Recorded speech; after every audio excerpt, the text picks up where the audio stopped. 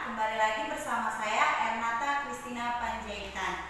Nah, pada pertemuan hari ini kita akan belajar materi PPKN.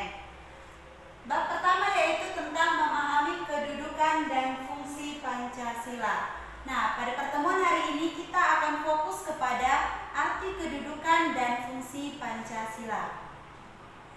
Oke, kompetensi dasar hari ini yaitu mengenai menelaah Pancasila sebagai dasar negara dan pandangan hidup bangsa. Jadi, hari ini yang harus kita pelajari itu tentang menelaah Pancasila sebagai dasar negara dan pandangan hidup bangsa. Adapun indikatornya yaitu kalian dapat mendeskripsikan kedudukan dan fungsi Pancasila sebagai dasar negara dan pandangan hidup bangsa.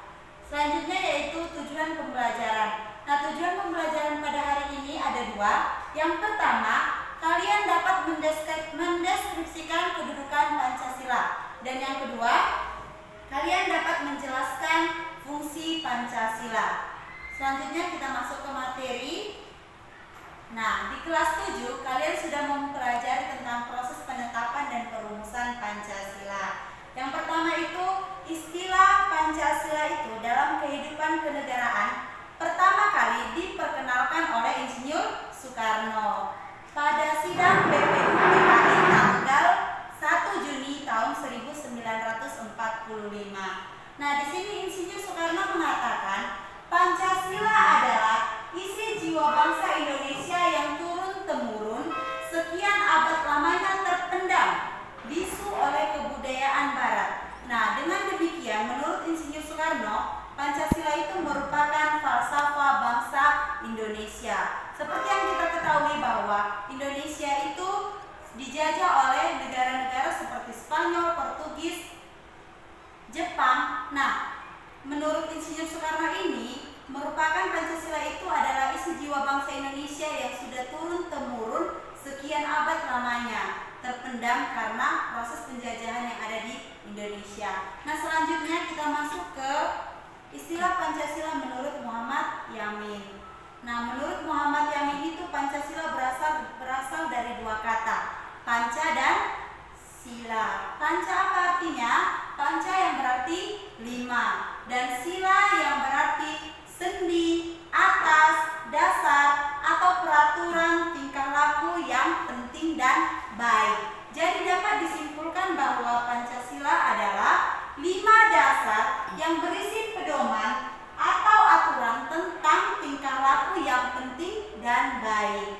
Selanjutnya kita masuk ke fungsi dan peranan Pancasila. Nah, secara umum fungsi dan peranan Pancasila itu sebagai dasar negara. Apa maksudnya sebagai dasar negara? Nah, hal ini mengandung makna bahwa Pancasila digunakan sebagai dasar untuk mengatur penyelenggaraan ketatanegaraan, baik itu di bidang ideologi, politik, sosial budaya, dan pertahanan serta keamanan negara. Nah, seperti yang telah kita ketahui, ada 7 fungsi dan peranan Pancasila.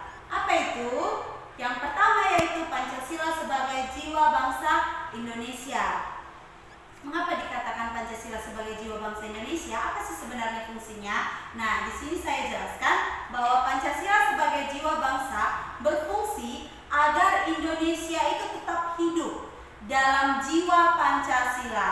Nah, setiap bangsa dan negara itu pasti memiliki jiwa. Nah, dalam hal ini Pancasila itu merupakan jiwa bangsa Indonesia.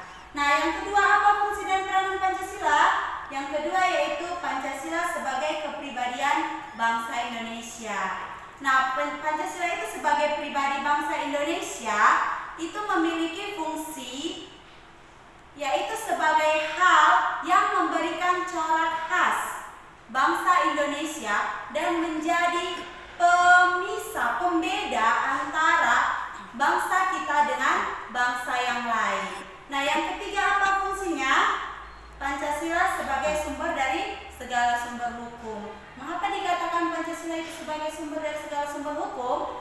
Nah, Pancasila sebagai sumber hukum itu merupakan berfungsi sebagai sumber hukum yang paling tertinggi yang mengatur segala hukum yang berlaku di Indonesia. Jadi semua hukum yang berlaku di Indonesia ini, baik itu undang-undang presiden, peraturan pemerintah, itu tidak boleh bertentangan dengan Pancasila karena sumber dari segala sumber itu adalah Pancasila.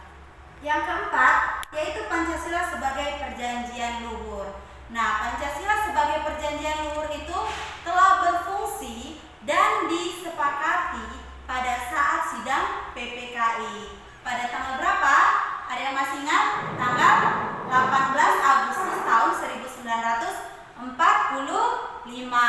Nah, walaupun disahkannya Pancasila itu hanya oleh sebuah panitia persiapan kemerdekaan Indonesia, tetapi PPKI itu sebenarnya adalah suatu badan yang telah mewakili seluruh suara rakyat.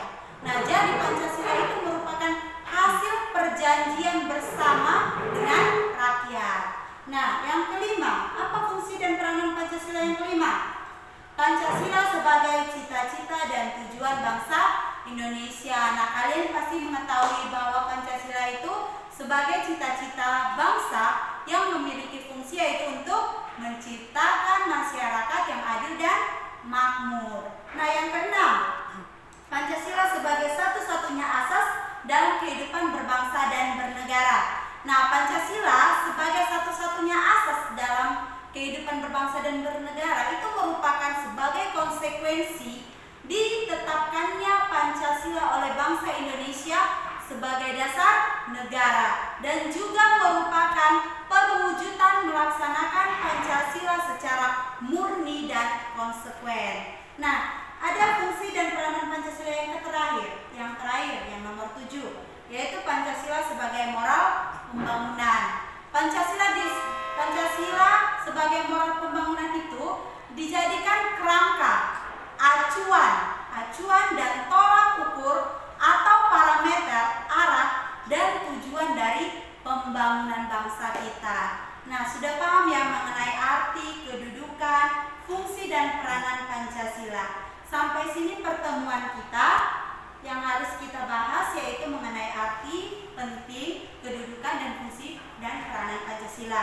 Sudah Ibu jelaskan dan Ibu harap kalian bisa memahami dan kalian bisa menjelaskan kembali mengenai arti kedudukan Pancasila, yaitu sebagai falsafah negara dan dasar negara, dan kemudian ada 7 fungsi dan peranan Pancasila. Jadi Ibu harap kalian bisa menjelaskan kembali apa yang telah Ibu jelaskan pada pertemuan hari ini. Sekian pertemuan hari ini, Ibu ucapkan terima kasih. Sampai jumpa.